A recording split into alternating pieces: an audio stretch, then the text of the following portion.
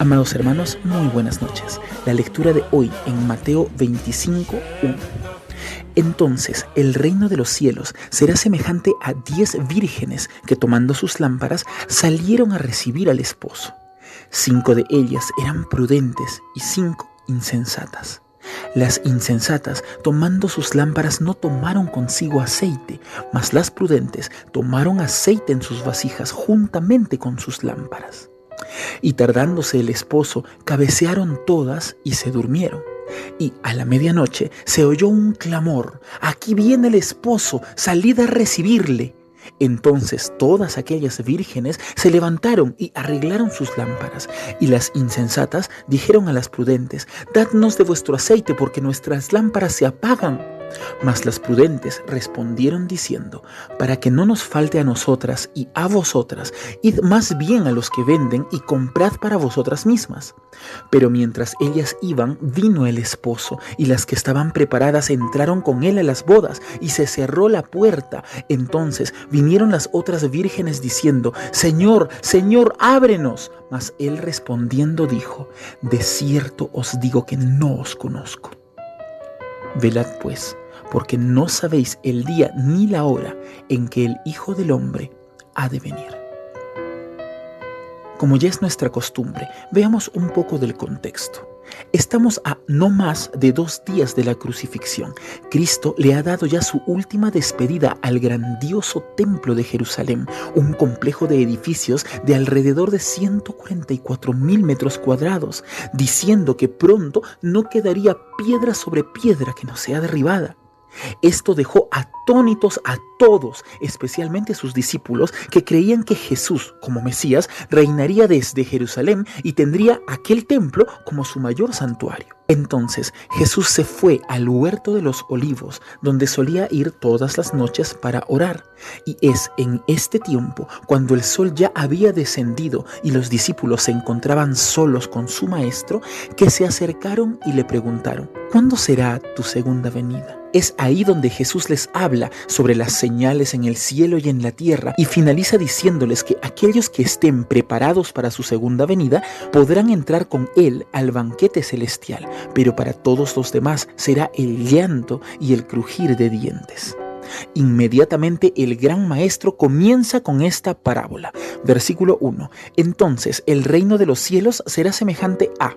Esta, hermanos, es una parábola apocalíptica. O sea, no está hablando de su presente ni de nuestro presente, sino de los tiempos del fin. Continuamos. El reino de los cielos será semejante a... Esta es una parábola, la forma favorita de Cristo para enseñar.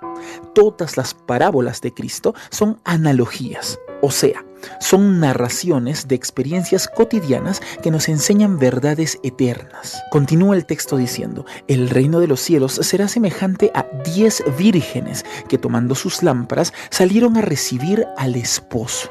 Entonces, esta parábola nos está situando en el contexto de una fiesta de bodas hebrea. Las bodas hebreas eran aún más complejas que nuestras ceremonias modernas. Todo comenzaba de la siguiente manera. El padre del aspirante a esposo conversaba con el padre de la señorita, intercediendo por su hijo y negociando los términos del posible matrimonio, la fecha aproximada, la cuantía de la dote, etc. Cuando el aspirante era adulto e independiente, podía optar que un amigo de su confianza negociara esto en vez del padre. Negociados los términos, comúnmente el padre de la novia hablaba con su hija si ésta era mayor, y si ella aceptaba las condiciones, consignaban un pacto, y entonces se tocaba el shofar para que toda la comunidad se entere que acaba de empezar el tiempo llamado desposorio. Durante este tiempo, los contrayentes aún no convivían, pero legalmente se les consideraba casados, de modo que romper el desposorio era considerado un divorcio. El desposado entonces solía tomarse alrededor de 1 año para conseguir una tierra y construir una casa para su novia.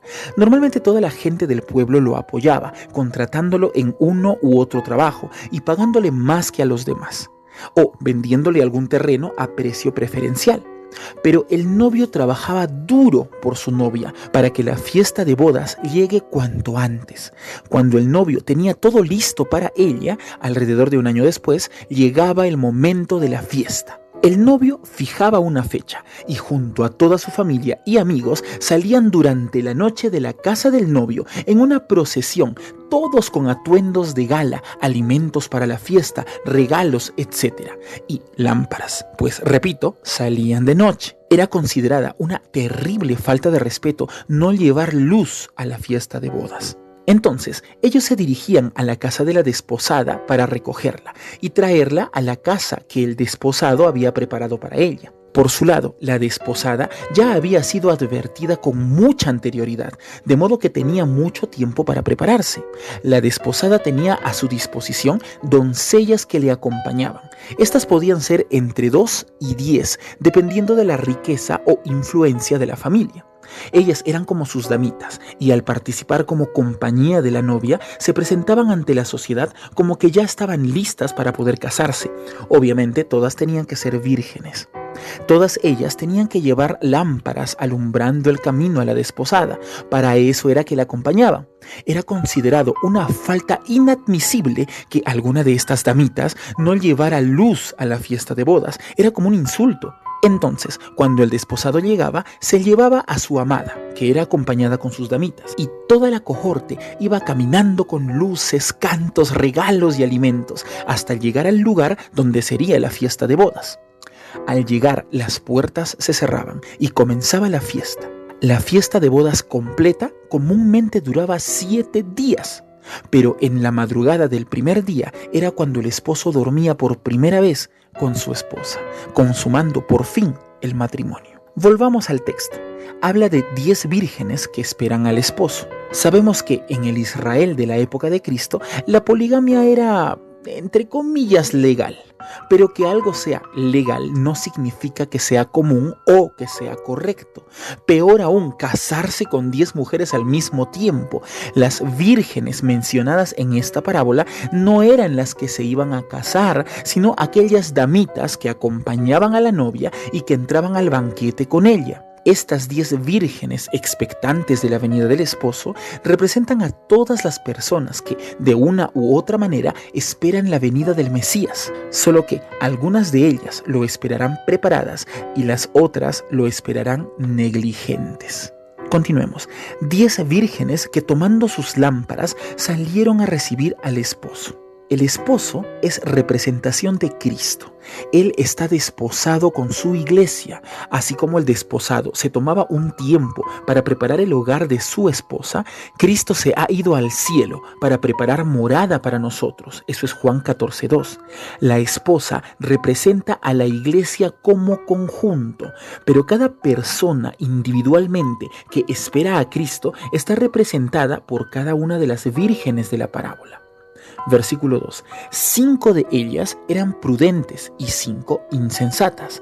Las insensatas, tomando sus lámparas, no tomaron consigo aceite, mas las prudentes tomaron aceite en sus vasijas, juntamente con sus lámparas, y tardándose el esposo, cabecearon todas y se durmieron. Para los hebreos, el anochecer comenzaba a las 6 de la tarde, pero hasta la medianoche se esperó el esposo para llegar, tanto que las doncellas se durmieron. Versículo 6. Y a la medianoche, o sea, cuando la oscuridad es más profunda, se oyó un clamor. Aquí viene el esposo, salid a recibirle. Los pregoneros claman, las trompetas suenan y su luz brilla potentísima en la profunda oscuridad. Está aquí, vino por su iglesia. Entonces todas aquellas vírgenes se levantaron y arreglaron sus lámparas, y las insensatas dijeron a las prudentes: dadnos de vuestro aceite porque nuestras lámparas se apagan. Las lámparas representan nuestro corazón. Son estas lámparas las que deberían tener aceite para poder brillar. ¿Qué es lo que enciende nuestros corazones y hace que la luz de Cristo brille en nosotros? ¿A qué representa el aceite? Representa al Espíritu Santo. Es por Él que habita en nosotros que la luz de Dios se manifiesta hacia afuera, que brilla. Por sus frutos los conoceréis, decía Mateo 7. Estos frutos son formados por el Espíritu Santo, Gálatas 5:22. Entre todos los que de una manera u otra están esperando al Mesías, hay solo una parte que están esperándolo como es debido, con aceite en su lámpara. Solo los que sinceramente han puesto su fe en Cristo Jesús, ellos han sido regenerados, y solo en los que han sido regenerados habita el Espíritu Santo de la promesa. Solo estos están esperando debidamente al esposo, y solo estos podrán entrar en el banquete de bodas. ¿Alguna vez conociste a alguna persona que vaya a la iglesia pero que realmente no sea cristiana? Varias de las parábolas de Cristo hablan de personas así, que están junto con los verdaderos creyentes, pero que realmente no lo son. Estas personas y todos los demás que tienen noción sobre el Cristo que ha de venir, pero que no tienen verdadera fe en Él, son representadas por las insensatas.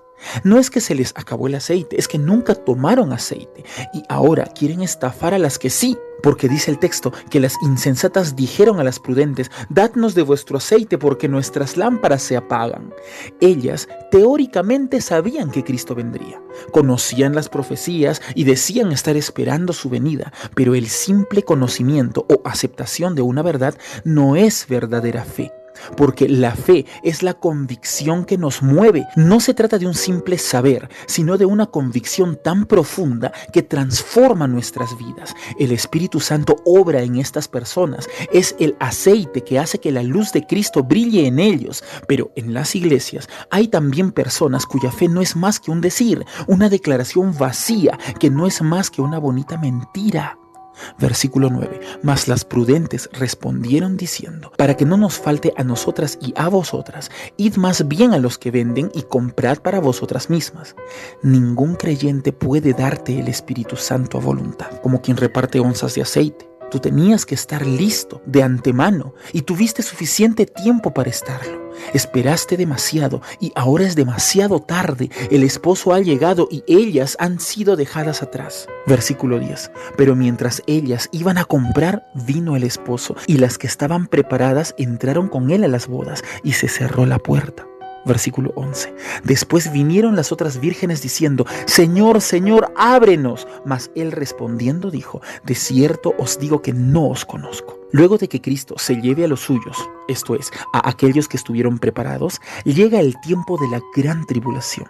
Y aunque aún exista la gracia y podrá haber salvación, las condiciones habrán cambiado por completo. Ya no habrá un nuevo arrebatamiento. Los que busquen a Cristo durante aquel tiempo no serán librados del juicio sobre la tierra, sino que tendrán que sufrir la muerte aquí, en el peor periodo de toda la historia de la humanidad. Amados, la paciencia tiene un límite. No forcemos nuestro destino. Ahí será el llanto y el crujir de dientes. Si gustas de los mensajes de la palabra de Dios, es hora que nos ayudes a compartirlos para poder llegar a más hogares. Y no te olvides que todos los días estamos haciendo devocionales, un tiempo especial para pasar con Dios. Suscríbete, comenta y comparte todos los días.